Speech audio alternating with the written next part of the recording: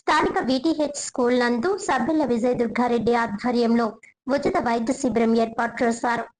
ఇన్నిస్పేట వద్దు వీరేశలింగంపేట ముద్దు అనే నినాదంతో స్థానిక విటిహెచ్ స్కూల్ నందు సభ్యుల విజయ దుర్గారెడ్డి ఆధ్వర్యంలో ఉచిత వైద్య శిబిరం ఏర్పాటు చేశారు.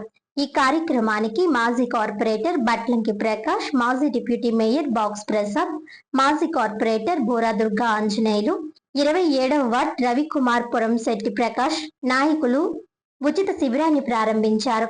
ఈ కార్యక్రమానికి Gautami Netralayam, Ganga మల్లెల్లి speciality, CRD dental వైద్యం వారిచే ఉచిత వైద్య శిబిరం నిర్వహించారు. ఈ కార్యక్రమానికి సుమారు 500 మంది వైద్య సదుపాయాన్ని వినియోగపరుచుకున్నారు.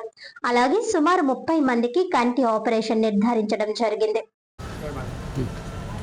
ఇనేస్పేట వద్దు వీరేశలింగంపేట ముద్దు అనే నినాదంతో ఎవరో ఇంగ్లీష్ వారి పేరు ఇంకా కొనసాగడం వల్ల పేట ప్రజలకి ఇప్పుడిప్పుడే ప్రతి ఒక్కరికి కూడా అర్థమవుతుంది.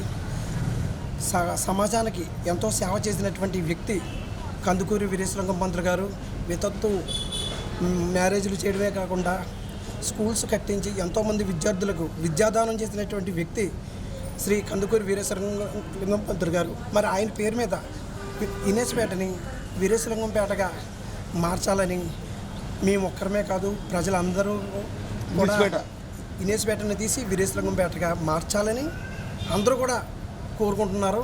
దీనికి మాజీ కార్పొరేటర్లు అయినటువంటి బట్లంకి ప్రకాష్ గారు, అలాగే బోరా దుర్గాంజనేయులు గారు, తెలుగుదేశం పార్టీ కార్యకర్తలు, అలాగే బీజేపీ కార్యకర్తలు అయినటువంటి పురంశెట్టి ప్రకాష్ గారు, ఇలాగా మరెంతో మంది పెద్దలు స్థానికంగా మద్దతు ఇచ్చి పోరాటాన్ని నడిపించడానికి ముందుకి వెళ్తున్నారు. ఈ యొక్క శాంతియుత పోరాటంలో ప్రతి ఒక్కరూ కూడా మేమందరం కూడా అనేక సంఘాల నుంచి ఉన్న వాళ్ళం మేమందరం కూడా ముందుకు వెళ్ళి ఈ ఒక ఉద్యమ కార్యక్రమాన్ని శాంతియుతంగా పేటలో మార్చాలని నినాదము తీసుకోవడం రావడం అనేది జరిగింది.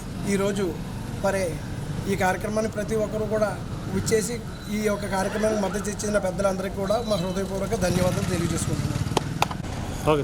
ఈరోజు 27వ వార్డు ఇన్స్పేటలోని వీరేశలింగం హై స్కూల్లోని ఉచిత వైద్య శిబిరం నిర్వహించడం జరిగింది. ఇలాగా ఈ వైద్య శిబిరం అనేది ప్రజలకి, పేద ప్రజలకు అందుబాటులో ఉండేలాగా ఈ కార్యక్రమం చాలా ఉపయోగకరము. ఇది ప్రజలందరూ ఉపయోగించుకొని సద్వినియోగం చేసేందుకు కోరుచున్నాను.